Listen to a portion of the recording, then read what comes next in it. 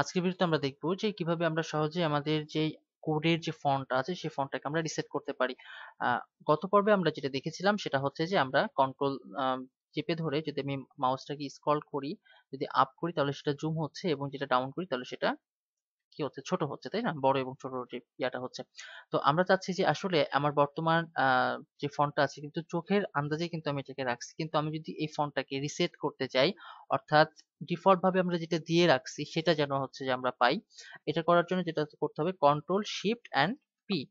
ওকে, যাই, control shift and P, এটা press করার পরে আমাকে যেটা করতে হবে যে ফন্ট জুম রিসেট, এই যে ফন্ট জুম রিসেট, এখানে ক্লিক করি। এবার দেখুন এখন কিন্তু এটা 14, অর্থাৎ এটার যে আমরা পূর্বের যে ইয়াটা দিয়ে আসছিলাম ফন্ট সাইজ, আমরা যদি ফাইলে যাই, ফাইল থেকে প্রিফারেন্স, দেন সেটিং, দেন ফন্ট সাইজ, এই দেখুন এখানে কিন্তু 14 হয়ে আছে, ঠিক আছে?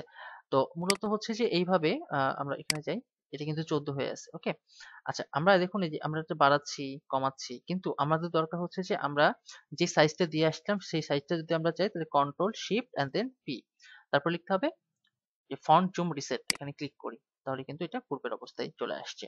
ওকে,